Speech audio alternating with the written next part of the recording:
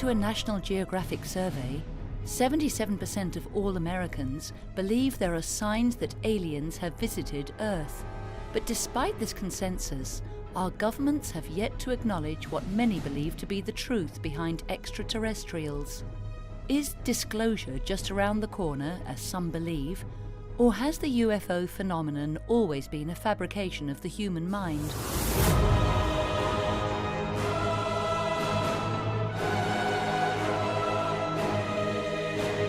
The evidence has been mounting that our governments indeed know more than they are telling. In recent years, a growing number of credible scientists and investigative researchers have been lobbying for the truth to be told. One of these advocates is Stanton Friedman, a top nuclear physicist who has worked for GM, GE, Westinghouse, Aerojet General Nucleonics, and McDonnell Douglas Aircraft.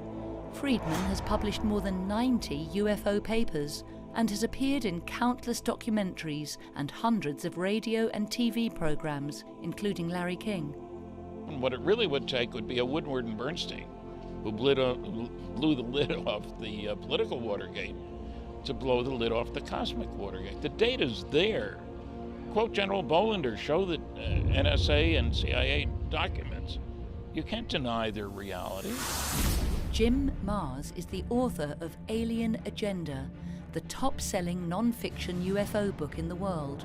Marrs began teaching a course on UFOs at the University of Texas at Arlington in 2000 and has since appeared on ABC, NBC, CBS, CNN, C-SPAN, as well as the Discovery, Learning and History channels. Today, all you have to do is Google UFOs and look at the images, and you can't take a picture of an hallucination or a psychosis. So they're real. So the question now is, what is the alien agenda? Stephen Bassett has been fiercely advocating the end of the 68-year government-imposed truth embargo regarding the ET presence. An executive of Paradigm Research Group, Bassett is the executive producer of the X Conference, the Citizen Hearing on Disclosure, and the Congressional Hearing Initiative.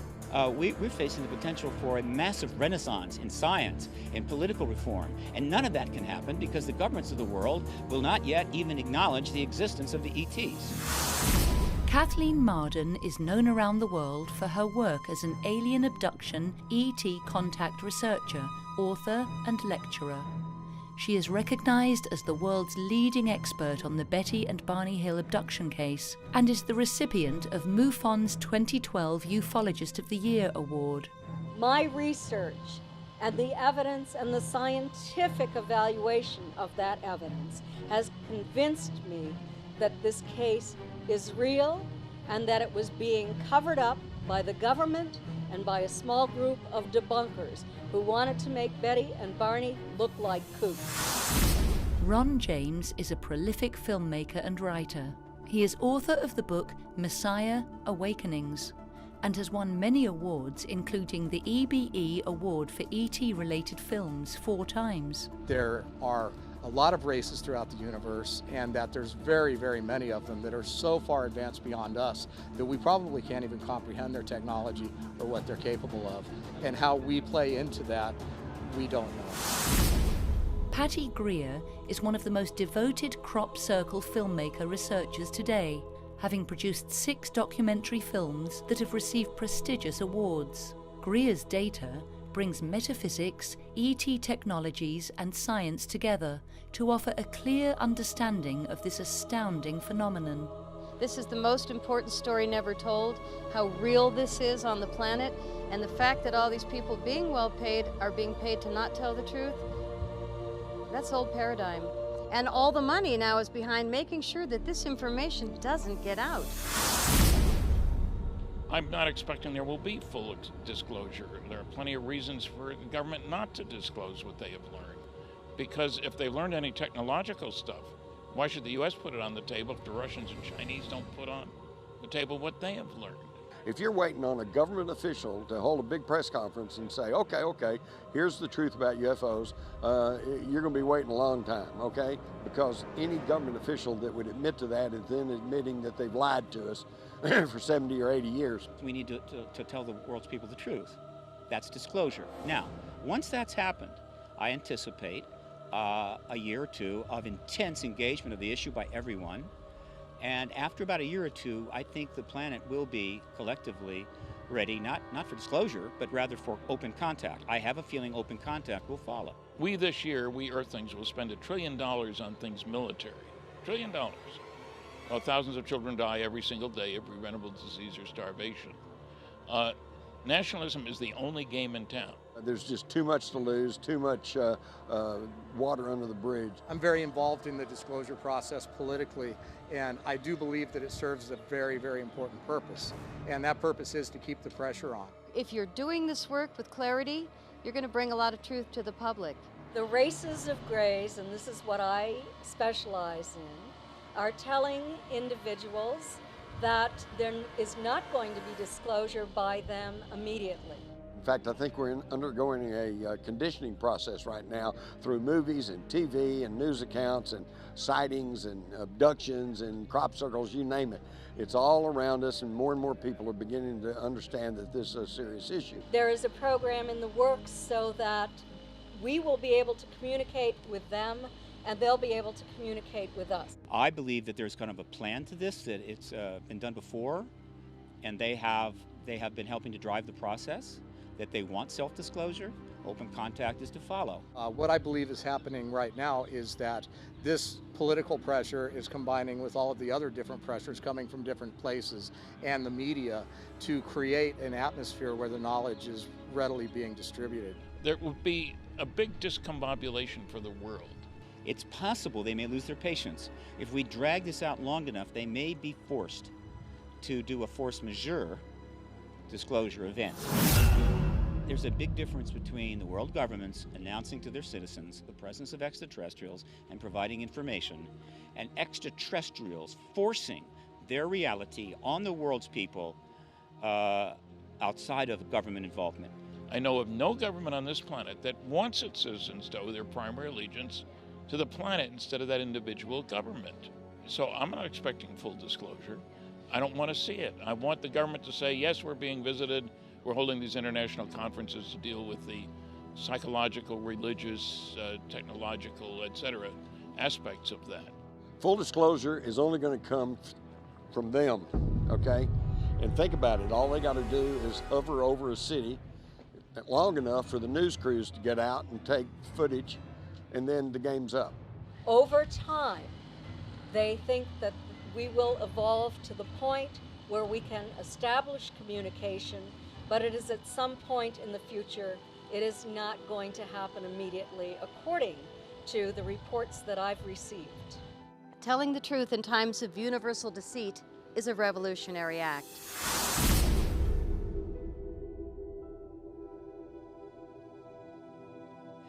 Look, the situation as we know it is this.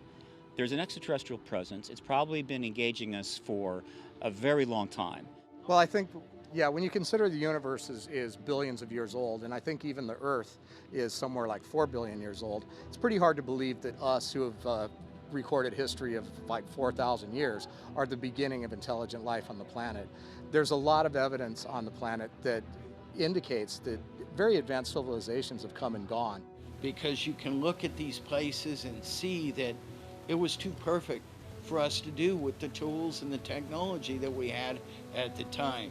Therefore, what was the other element that gave us the ability to create these wonderful things if it wasn't some sort of intervention? UFOs are real, not something fictional or imaginary, and I think that's beyond dispute today. When I was a kid, they said, well, they're just hallucinations or some kind of mass psychosis, and of course, today all you have to do is Google UFOs and look at the images, and you can't take a picture of an hallucination. There is an extraterrestrial presence. That's an absolute fact. It's not a theory. It's not a speculation. It's an absolute fact. Just because the government says, no, it's not, well, that doesn't change that. And besides, anybody that believes the government these days is foolish. And the government has known about this ET presence. That's an absolute fact. They're concerned about the malevolence of certain human groups, and they are attempting to interfere or intervene in our evolution at this point in order to bring us to a point where we won't destroy ourselves because they're afraid that we might do that. I think they're here for their purposes. One of them was probably to quarantine us. If you were an alien, would you want us out there? Military budget $1 trillion this year. In World War II, we killed 50 million people.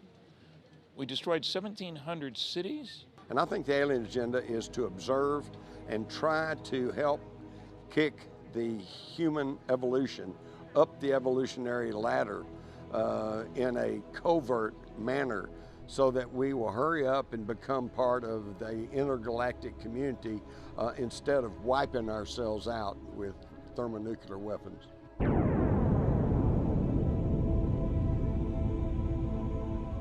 Andromedans are one of 139 planetary systems that comprise the Interstellar Alliance. We are and have always been the watchdogs of the universe for nearly 2 million years. On the other hand, let's not act as if we're their equals. I don't talk to the squirrels in my backyard. I might say scat once in a while, you know. So we're not equals. People say, why don't they land on the White House lawn? The President of the United States does not speak for 7 billion Earthlings. That's pretty darn clear. The universe is at least 13 to 14 billion years old. We have a young star.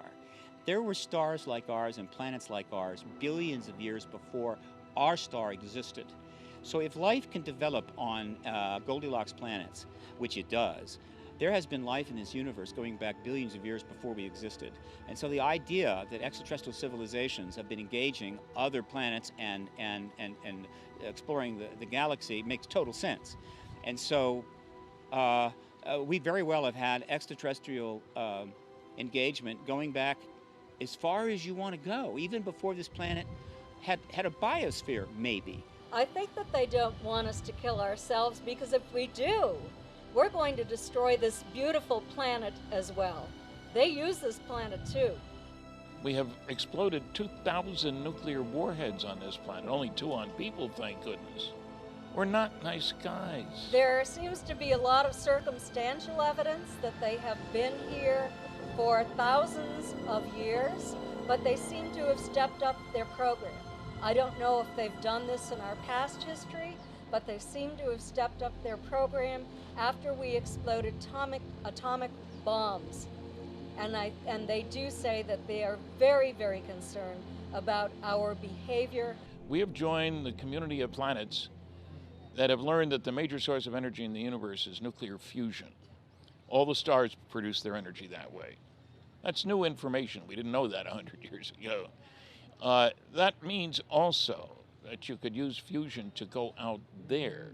So I think aliens have every reason to be concerned about the idiots on this planet taking their brand of friendship out there. That's hostility by everybody else's definition. So I don't expect them to treat us like, we're good guys, can we sit down and talk? I don't think so. There's no question that the truth about flying saucers has been covered up. If you look at 156 NSA Umbra UFO documents, you can read 1 sentence per page. That's a cover-up. I've got a bunch of CIA top secret Umbra UFO documents. They're all blacked out except for a couple words per page. That's a cover-up. It's no longer about UFOs and hasn't been for a long time. It's an acronym. It's a anachronistic non sequitur. It's a government-sponsored propaganda acronym, and it doesn't apply at all. It's about extraterrestrials, extraterrestrial craft, and extraterrestrial engagement. I'm not sure our government is in a position to negotiate policy with any of these species. I'm pretty sure that if there's been some sort of interaction, it hasn't been a negotiation. It's been a more like, this is how it is, and you're just going to have to deal with it. We have the facts that were enunciated by Air Force General Carol Bolender, who was asked what should we do about Project Blue Book after the University of Colorado recommended it be closed, ostensibly the only UFO group that the government was mixed up with. And in a memo he wrote, which resulted in the closure of Project Blue Book, he said reports of UFOs which could affect national security are not part of the Blue Book system, which is an incredible statement. 2 paragraphs later, he said, if we close Blue Book, the public won't have a place to report UFO sightings. However, as previously noted, Reports which could affect national security will continue to be investigated using the procedures designed for that purpose. I located General Bowler. This is 10 years after he wrote the memo. That's when I first found out about it. Talked to him and suggested, it sounds like you're talking about two separate communication channels. The important ones, the government-related ones, and I just had a case, I said, like a saucer going down the runway at a SAC base where nuclear weapons are stored. By definition, that's a national security problem. Or routine, if my wife and I go out at the end of the driveway and see a saucer fly over, no big deal. And he agreed with me. Two separate systems. And I'm interested primarily in the ones that could affect national security. Collectively, there is a 50% plus consensus. It's time to reveal this. But the military-industrial complex is not a democracy. It is not a vote. It is a much more complex decision. Because we need to understand that the only people with all the fancy equipment, I mean, I don't have my own radar system, for goodness sakes, the government does. Radar systems, gun cameras, other instrumentation on board aircraft, spy satellites, all this kind of stuff. And that stuff's all born classified. So it's not a conspiracy notion, it's the reality. After that is a vast array of assertions, speculations, and theories that have varying degrees of probability attached. But we cannot assess that, or parse that, organize that, study that, because the government say there is nothing to study. Look, there was a big explanation for Roswell, crash test dummies, stories about bodies. We were dropping crash test dummies all over the place. There are two major problems with that. None of them were dropped until 6 years after Roswell, and they were the same size and weight as pilots. By definition, they were checking on ejection seats. They were 6 feet tall, 175 pounds, made out of wood, and in Air Force gear, clothing, because that affected the drag and heating as you dropped them out of an airplane at a high speed, at a high altitude. So they got away with it. It was good enough for the New York Times. They bought it. The real problem is the failure of the press to do its job. It's a cosmic Watergate, and they're acting like it's Alice's Tea Party. And any interstellar race could destroy this planet without really a lot of effort. We are like kindergarten children to them in terms of our ability to, quote, fight. What if there's way more to the picture? What if there is a series of different alien races that all have a different agenda? And what if we really have no control over what our outcome's going to be? We know that there could be hostile entities out there who have malevolent intentions toward us and toward our, maybe not toward our planet, but they may want our planet for their own needs. Hollywood blockbusters, as well as independent films, have long capitalized on the public's interest in the UFO phenomenon. Richard Lowry's film utilizes actual case studies and depicts a looming alien invasion. His earlier film, Destination Mars, is a parody of the 1950s flying saucer movies, but subversively conveys the message that mankind's quest for destructive weaponry could result in our own annihilation by an alien race. The final speech from the alien leader proclaims this very clear warning. I have studied the Earthlings for many eons, from their pre-evolutionary stages to this, their final hour. And it is this gain in knowledge which has enabled all other planetary civilizations the proper tools for adopting indomitable minds, minds forged of thought and reason, rather than brutish impulse. It was only a matter of time until they stumbled upon an atmospheric vaporizer. But what the foolish Earthlings did not surmise is our power in controlling their world. From their floods, to their fires, to their earthquakes, and even to their solar eclipses. The elderly subject of Lowry's documentary, The Wicksboro Incident, also sends the warning that aliens have been coexisting with us for decades, and the small town in Texas where he and his comrades constructed a device that could detect who was human and who wasn't, was erased from existence. Well, I think that the government had to cover up the existence of the town, had to cover up all of those deaths. And so therefore, they came in and they bulldozed over it. They just flattened that sucker right out.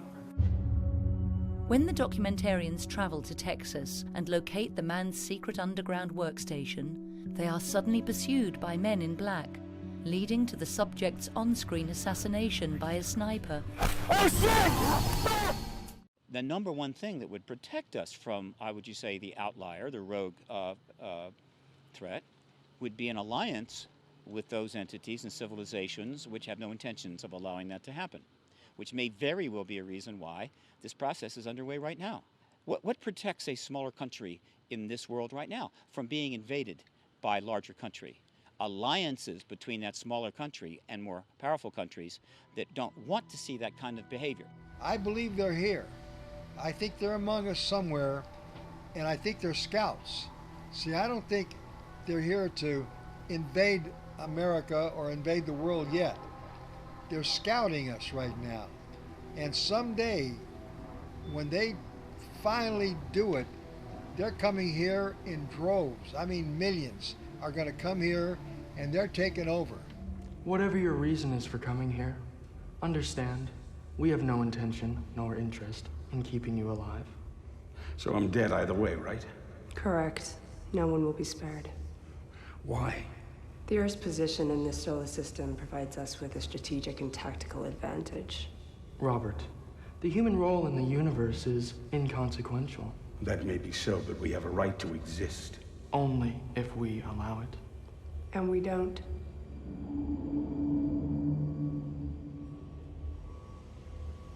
But there is a mythos that says that there's like a reptilian species that's out there that has been instrumental in our genetic engineering, and that their end is not really something that's going to be copacetic with what we'd like to see happen. If a major threat from another star system were to occur and we did not have protection from other star systems, we would be screwed.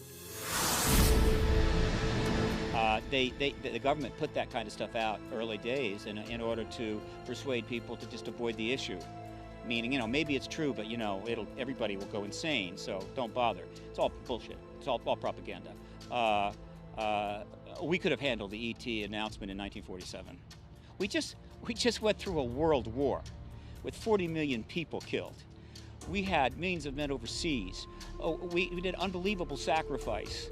And so we're going to fall apart because we learned there's extraterrestrials in the world in 1947? I don't think so. There's a lot of people with different opinions as to why the government will not disclose. But there's several that resonate with me. And again, it's just my opinion. And I think that the first one is that even though we say that we're ready as a society, I really don't think we are. See, the truth is not what creates panics. It's lies and falsity that creates panics. And so that is another red herring that was used to justify in the minds of people staying out of this issue. When Orson Welles aired his War of the Worlds radio show, it sparked such chaos and fear in the public. It's been theorized that that's one reason why the government said we better not reveal this information, because it could cause a widespread panic and it could cause an entire meltdown. We could hold a radio show that was a scripted show and put out a statement that no, this is just a script, right? But unfortunately, we didn't do it enough, and not a lot of people heard it. And it was about a major virus outbreak in California, and hundreds of thousands of people were coming down sick, and we generate a mass panic. Does that mean that the American people can't deal with the concept of an endemic or pandemic flu? No. That was a radio show that ended up being people thought was true when it wasn't. In other words, it wasn't the truth, it was false. I don't think anybody would panic, believe it or not. I think they panicked back in the day, but we're sort of gotten used to the UFO syndrome, if you will.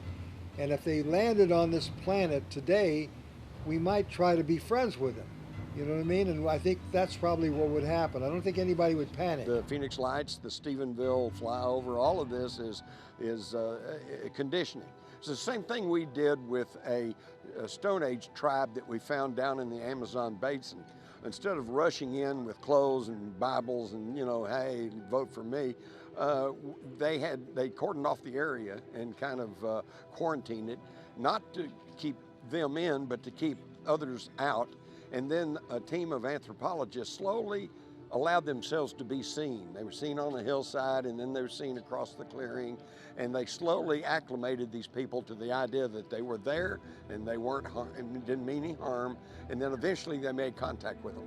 And this is the same type of conditioning process we're undergoing right now. Well, it wasn't completely ignored. It was in the newspapers several months after it happened. Well, what they did was lie. They switched, bait and switch. They changed the time, and they're talking about airplanes, military planes dropping flares. It was in the wrong part of the sky. There were, as you say, a lot of witnesses, and it was at the wrong time. But they got away with it because the press isn't doing its job. And you know something? Religion's been around for thousands and thousands of years. It's very resilient, and I doubt there's anything the extraterrestrials would show us that would significantly reduce the religious observance of this planet. It's time for us to expand our thinking, expand our understanding. There's patents for tunnel digging equipment that were put together years and years and years ago for giant tunnel boring machines capable of just drilling through anything for huge amounts of miles in very short periods of time. And those patents were formed, and then these machines supposedly never made it into production, but we know that they possibly exist. Underground secret bases, otherwise known as DUM, deep underground military bases. Yeah, they're there, and I've seen the specs and the pictures of the giant boring machines that they have that can just cut right through heavy rock and produce it within minutes a tunnel that's big enough to drive a 18-wheeler through. And so, yeah, these bases exist. Now, what exactly they'll be used for, if they'll ever be used, that's another question. Corso was speaking about only one aspect. The fact is, the number of craft have been in the hands of the U.S. government for decades, being extensively studied with billions of dollars, primarily in underground facilities, where they are trying to re-engineer and achieve, weapons and what have you.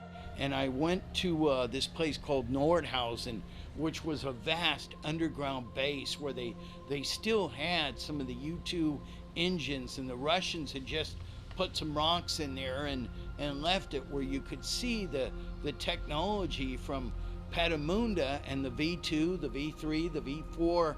And I believe that technology moved so fast, I almost believe there might have been some help from some other people not of our world. There's been a lot of talk about maybe mixed human-alien partnerships working in some of these underground bases, such as the one that is reportedly at Dulce, New Mexico. That is in my file. I go, huh. Okay. I've heard enough to suggest that there may be something to all that, and yet I've not seen hard enough evidence to just say conclusively, yes, that exists and that's happening. That's one of those areas where we do not have 100% certainty. We have a lot of evidence and a lot of some first-hand and second-hand testimony that implies underground facilities. But we know that they have that. They built underground facilities as part of the Cold War. We actually drove up to the Dulce base to get some establishing shots up there. So we started driving up toward the Archuleta Mesa, which is where the base is.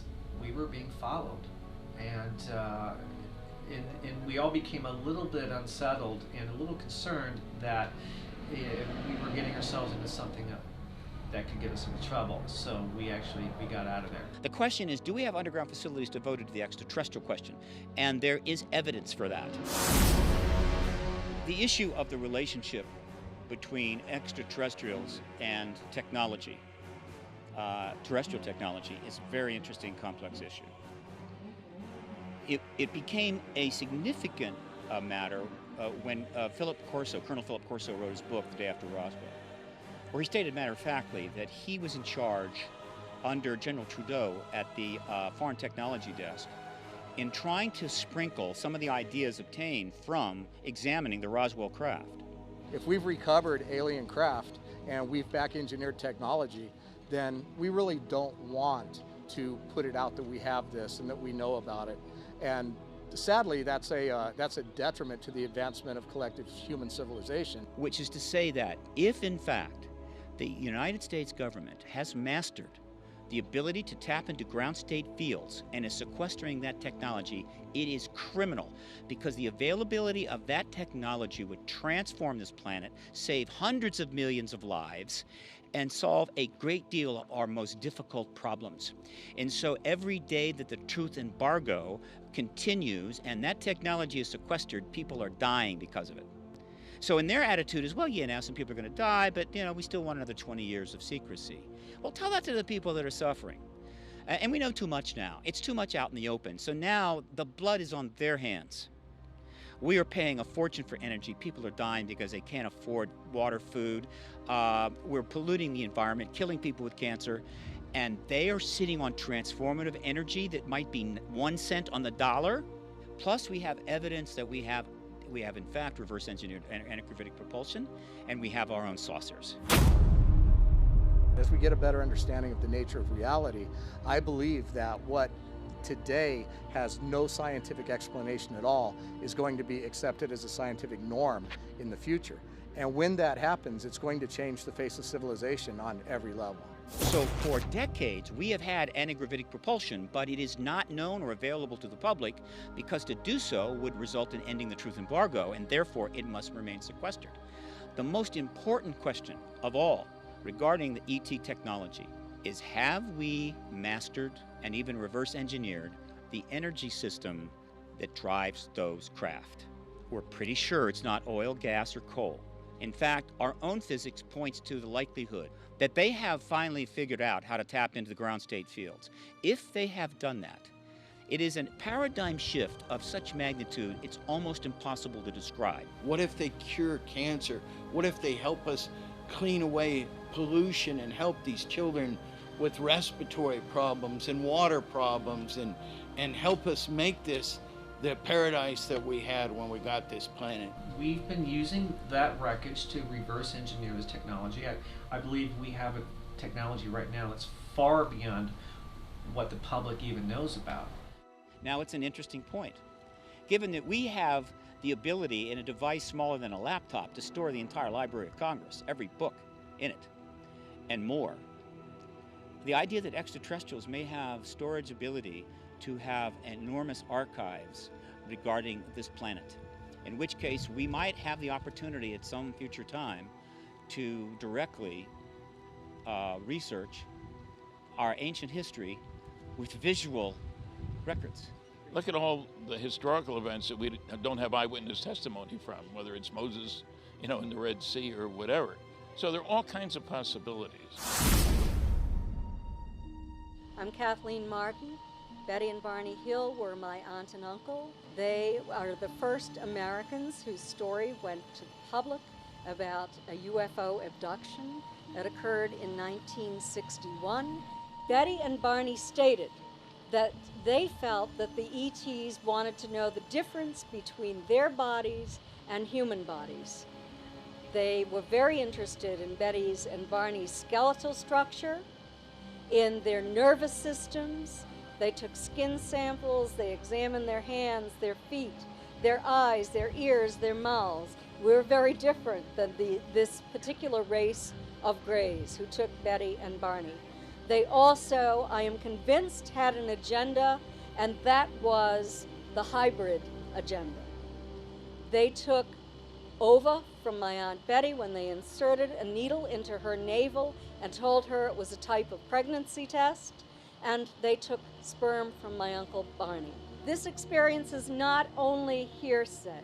I'm a researcher, and I investigated that case over a 14-year period. I wrote the book Captured, the Betty and Barney Hill UFO Experience. Stan Friedman joined me by writing 2 chapters. Under hypnosis, they remembered the landed craft on the ground and being taken up a ramp onto that craft against their will.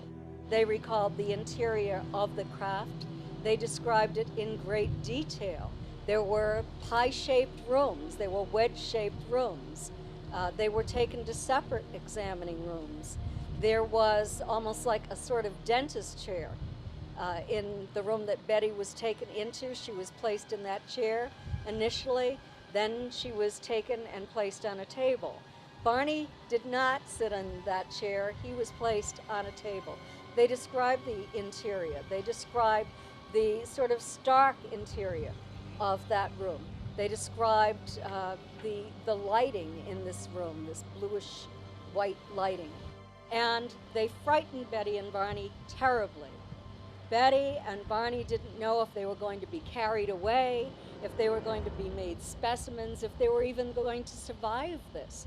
But the ETs telepathically apologized to them for frightening them. They reassured them that they were not going to be harmed, that they would be returned to their natural environment after they did a few tests. I was 13 years old at the time that this occurred.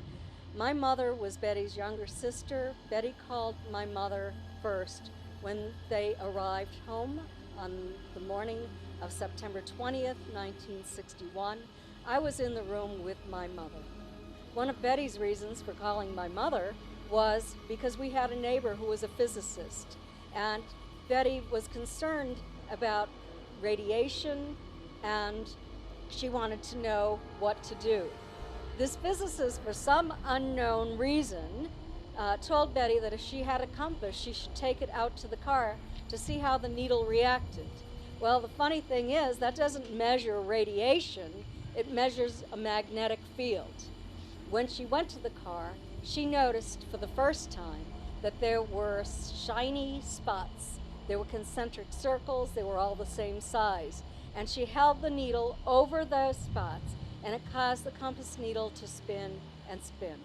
And the dress that Betty was wearing on the day of September 19th had been in perfectly fine shape when she put it on that morning. When she returned home the next morning, there was a tear in the thick zipper fabric. The stitching was torn by the zipper as well. Betty Hill's drawing of the infamous star map drew critical response from astronomers and researchers, including Carl Sagan. However, years later, the drawing was proven to be an accurate representation of the Zeta Reticulum system. This alone eliminated the chance of a hoax. They were credible individuals. Betty was a social worker for the state of New Hampshire. Barney worked for the post office. But he was also, in 1965, given a position on the U.S. Civil Rights Commission in the New Hampshire State Advisory Committee. They were credible people. They were social rights, civil rights activists. They absolutely had nothing to gain. They had everything to lose when this story went public as the result of a violation of confidentiality in 1965. I'm Patty Greer. I'm a crop circle researcher and filmmaker, and I have been in more than 100 crop circles in the last 10 years.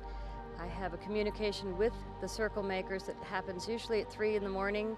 When you walk into a crop circle, you're going in a tram line, which is the tractor tire lines where it's already laid down. So you don't want to ever disturb the field of the farmers. As long as you stay in the tram lines, it's considered etiquette. And what I feel in the crop circles is a very strong, enhanced electromagnetic field.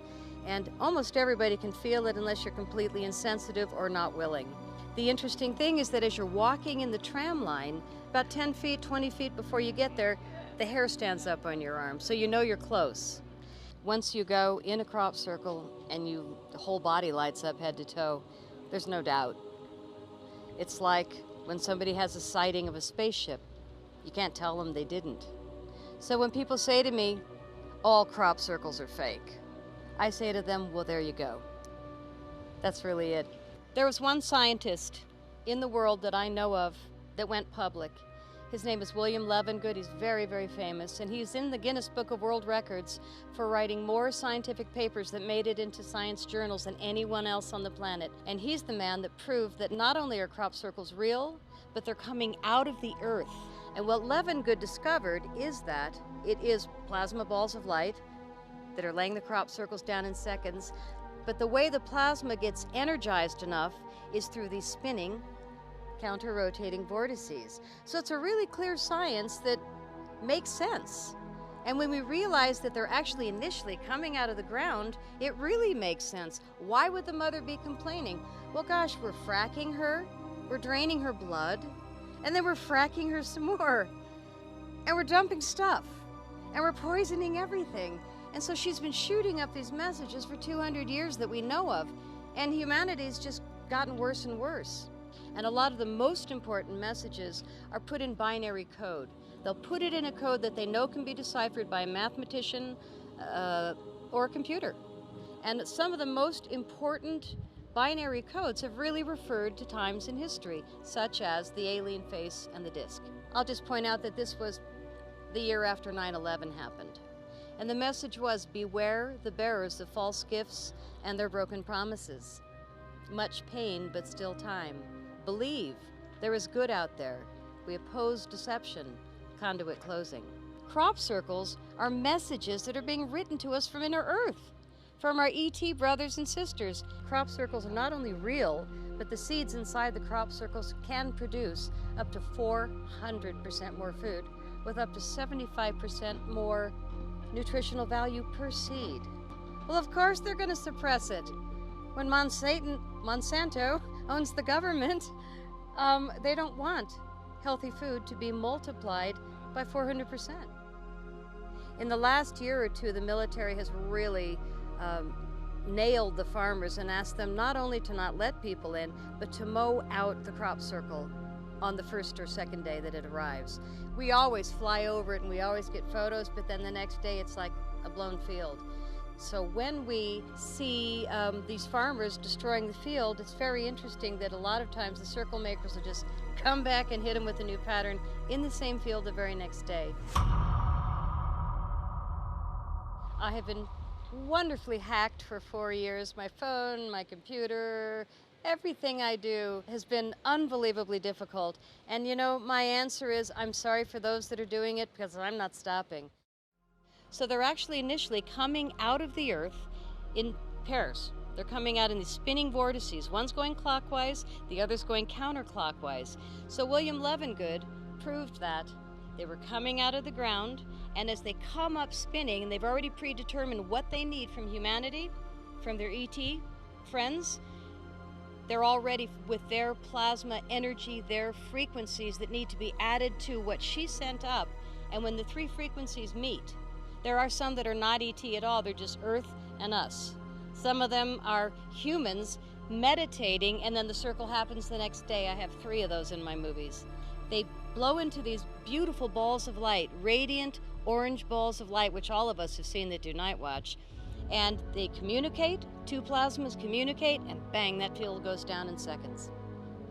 The problem in the field now is that the famous crop circle researchers still today are not coming up with the new information. They're kind of stuck in the 1980s and 90s data, and the fact that they're not really talking about the great work of William Levengood when they actually know the great work, but rather dissing him, it's a sad time in our history where the money is going behind misinformation rather than information.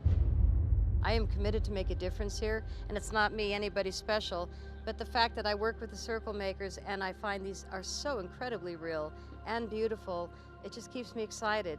And things keep happening to me where I'm in communication. It's not like I'm even asking or looking for it, they just keep showing up. The fundamental conclusion is an extraterrestrial presence, and we absolutely must acknowledge it as soon as possible. After that, you'll be surprised how quickly things start sorting themselves out and getting resolved. So my conclusion is that I think we are an inch from disclosure. I don't think they can hold it back. I think that it's not even about getting the government to tell us the truth, it's about leaving them behind. There's a lot of evidence that advanced civilizations and possibly non-human entities have been here and occupied the planet in the past. Some of them seem to be astronauts coming here from another planet who have technology that's so highly advanced that it looks like magic to us. Well, my 1990s book, Alien Agenda, started off with the premise that UFOs are real, not something fictional or imaginary, and I think that's beyond dispute today. Let's get this out in the open regardless of whatever our government thinks. Again, they've proven they're not always right, and they've proven that we need, as American citizens, to get this information out in the open. Disclosure could potentially happen within the next 20 years, and I'm hoping it does, because it's going to change everything for the better. Well, my conclusion is that we're dealing with intelligently controlled extraterrestrial spacecraft visiting our planet. We're dealing with a cosmic Watergate, that there are no good arguments against those two conclusions, and we're dealing with the biggest story of the millennium being treated like Alice's Tea Party instead of how important it really is. A fabrication of the human mind, or the greatest story never told? And if the truth is finally revealed, how will it affect the human condition? We may soon find out.